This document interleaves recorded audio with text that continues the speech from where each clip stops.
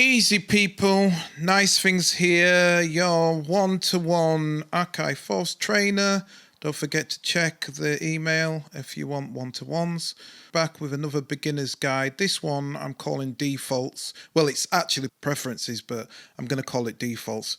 And what I'm going to do is I'm going to take you through some of the defaults I set up, which will probably help you and make your workflow a lot easier. And if you're new to this or you're thinking of getting it, it'll kind of show you a demonstration of why you might want to set up this way.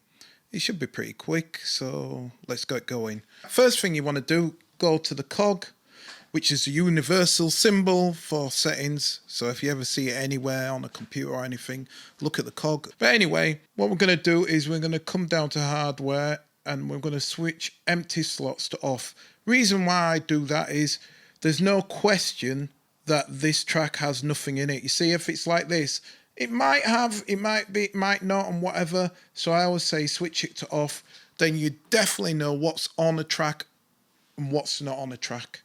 That's going to save you loads of grief. Another thing, I'm going to check if we can do it here. If we can, I think we can. Oh, I should say this as well. Set it to single record arm. You can always set it back in shift and launch. No, it's not shift and launch. Sorry, my bad. You can always set it back in holding record and then go into settings if you want to turn to multi. But the reason why I'd say do it here is when you get a couple of tracks on, what you'll tend to find is if you're swapping tracks and say you're in solo or mute, you have to hold them. So at the moment, this is fast because there's nothing here. But believe me, when you start to have a few more tracks, it starts to get slower and slower. And you have to kind of hold it for it to change over. The only thing what doesn't do that, where the changeover is fast, is if you're on record arm. So it doesn't matter how many things you have when you're in record arm, it instantly changes track. So it's a quick way of being able to select through tracks by using the single arm mode as opposed to dual. So that's what I would set that to. So I'd leave everything else. Now I'll come back to project defaults. And one of the main defaults I would say is always set your default tempo to the stuff you work on. So for example, if you work on drum and bass, set it to 160 or 140 or whatever. Set it to that, then it means you don't have to come in and keep going to tap tempo and changing it up and whatever. So at the moment, mine's at 100 because I'm working on a lot of funk stuff. Usually it's like 88 or 90 because I do hip-hoppy stuff, but now I'm doing some live funk projects. I've set it to 100. The next thing you want to do, again, and this is in project defaults, just in case you don't, I don't know how good the screen is here. I wish I could figure out a way to do it. If I do it to 4K, it seems to have a delay. So anyway, hopefully you can see it all. Right. So the next thing is default arrangement loop. No, sorry, my bad. Arrangement bars, default arrangement bars. That's normally 128 when it comes in. You want to make that longer. I'd say 99 at minimum. And you can do it up to 128,000. I can't see any reason to have it that long, but I'd make it 999. Reason being is the Akai Force has an internal kind of sync clock. It's the way they designed it. I think they're changing it. I don't know. Don't quote me on that. At the moment we're talking about 3.06, and this eternal sync clock is like a pain because it affects the ARP as well. So if you've ever used the ARP and you go, why when I play something it does that, but as soon as I turn the ARP on it starts playing weird, it doesn't play what I play when it's off. It's because of this internal sync clock, right? There's nothing you can do about it, but what you can do is you can prevent it from mashing up your tunes, because what happens is every time the arrangement's playing, when it gets to the end of the arrangement bars, that internal sync clock resets. And what it'll do is it'll shift all things that are synced to that internal sync clock. So for example, if you use filter gates, if you use the pumper, if you use any delay effects, anything what's got a sync in it will get shifted by that clock. So what you want to do is you do that to a greater number than you will do when you don't stop, because the other thing is each time that gets reset is when you press play again, when you start the track again. But if you don't do that and that gets to the arrangement end, it goes out of sync. So you want to make sure that's greater than, you want to make it 999, because I think that's about 3 hours or something like that. So I can't imagine anybody playing like a track while they're working on a track for 3 hours without pressing stop. The next thing you want to do is switch off the arrangement loop. The reason why I would say that, if I go to arrangement here and I've got the loop on, what will happen? Stop that. What will happen is this here. Yeah, right. If I record something and I say I was just going to do a test recording and I forgot to switch off the arranger, it's just going to loop round and record over each other and replace it. So you want to set that to off so that it's always in an off mode when you start, because it's easier to switch back on. It's just going to save you a whole heap of grief. So switch that off. I'd keep everything else the same. Next thing I would probably do is, let me think. No, I'd keep all that the same. I go to general and I would probably change the BPM detection range. And the way you want to look at this is when it automatically detects, it does it between a range, and the wider the range, the less accuracy is the easiest way of me explaining it. It's less accurate because it's choosing from a broader range. And what you'll tend to find sometimes you have where it'll see something at half speed or it'll see something at double speed, so it's read it wrong. And the way you can kind of prevent that is by saying, similar to that default tempo, the material you work with, try and get it as close to the material you work with. So for example, I don't know, if you're kind of doing like trappy stuff, then you might want to say it to that, like 88, 175, because then it's saying, well, most of the time you're doing all 88 type stuff, so it's going to be either trappy, double time, or one time, or drum and bass, or anything like that.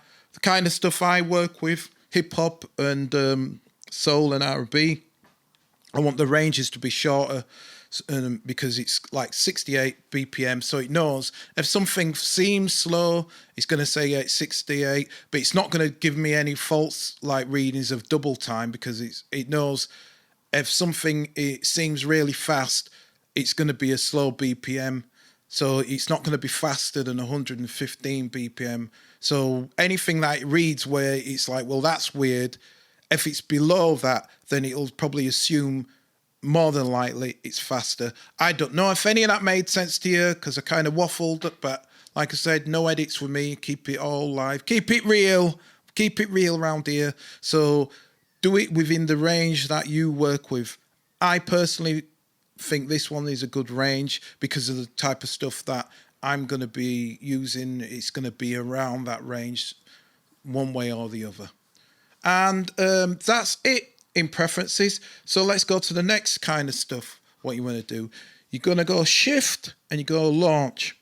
Right, with shift launch, you want to switch on arrangement in clip mode, in clip matrix. And what that's going to do is it's going to make the arrangement work like a clip. And that's the best way of working, I think. If you get used to using clip mode, then you can kind of see this as the same one. In its simplest form, let's say you've got track one's an audio vocal recording, and like you're not quite sure what the rest of your tune's going to be like.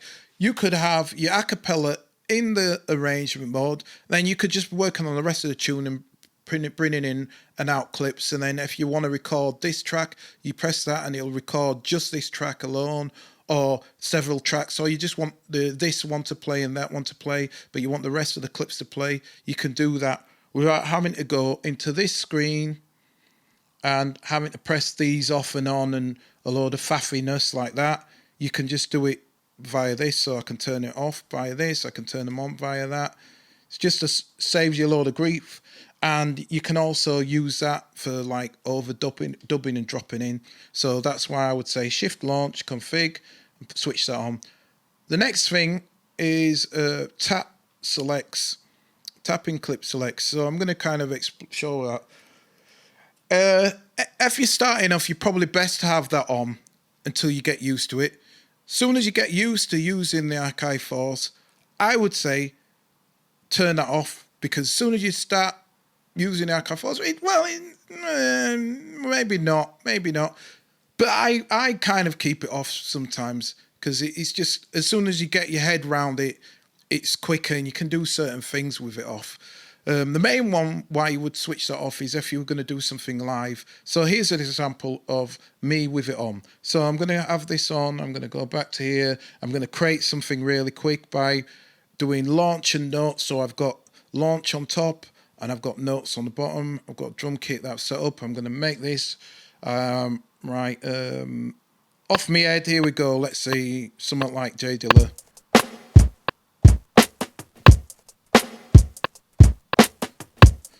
Right.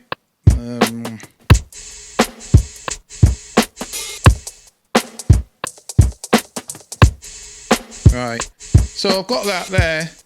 But now if I press this, I'm like on this channel here now. But maybe I wanted to add some more, but I can't now because I have to switch back. But if I turn this launch off here, now it doesn't really matter. So I could keep on here. So maybe I'd say, oh, I'm playing something. I'm playing something, right? And I go, oh yeah, this is cool. And I'm going, yeah, breakdown now. See, because now it's not changing tracks. So I can launch all of this without affecting that.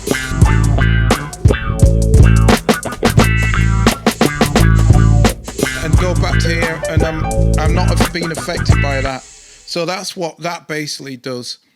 If you get used to it, if you're doing something live, I would use that and switch that off. If you're editing or you record programming, you probably want that on, because sometimes if you forget, you have to start using select button. The select button is a really great button, because what that does is it selects things without pressing play. So that's kind of the best of both worlds. You can keep that on, but if you were using something and you're doing something live, you probably want to switch it off. All right. So is there one more? Yeah. So there's one last piece that I would advise. Hold Shift and go to settings. All right. And in settings, this is what you want to do. I switch on right automation when recording, and all I remember, if you use it like that, just remember to switch off recording when you're moving stuff, because if you're moving stuff with that on, you're gonna write in automation. I have that on because it's just quick, and I'm used to remembering. Oh yeah, if I'm gonna start editing something, I always take it out of record, and when that's on, it means I don't have to worry about anytime I need automation doing. I can just automatically doing it, as opposed to I have to go into here if automation is on, and then I have to switch it on each one and blah blah blah. So I mean, it's the choice is yours, but I prefer to have that on, and just mental note to myself, just press off record. And that's it. Next thing I would say is use the bottom option of record button, then pad. The reason for that is you now have 3 choices in the way you can work. First of all, you can press record, and then you press a pad, and then you'll be in record mode and record the pad. You can also do that from the screen. So you've got 2 choices because you can do it from the screen. Second thing about doing it this way is if I press play now, and I'm just playing, I've got metronome playing. So it means I don't have to switch on the metronome by pressing shift and metronome to turn it off and on. I've got metronome without recording, which I think is advantageous because it just saves me a load of grief. So pause that there. No, I have to do that in it, obviously. Turn it off. So getting back to that, I would say have that on record and pad. I also have it on overdub because, again, saved me a load of grief. I think that's already by default, but just in case it isn't, do that. And then you can add to stuff, because I mean, you can just press delete to get rid of something. if you want to replace it anyway, so there's no point. Next thing, yeah, record arm is already on single, so you set that as default, and then you can change it in here if you want. Fixed length, turn that off. Turn that off because this is one of these things what probably confuse a lot of people. Switch off fixed length. That means you're not stuck to any kind of length. You can decide, right, I'm going to do 6 bars. No, I'm going to do 1 bar. No, I'm going to do 10 bars. And all it does is it rounds up the numbers. It rounds it up. So, for example, if I want 4-bar recording, while I'm recording, I'm playing stuff, and I get to the 3rd bar, just stop playing before the end of the 3rd bar, and it'll round it up. I'll go into clip mode here, press record, observe. If I press this now, 2, 3, and so that's playing. So 5, 6, 7. I'll stop there.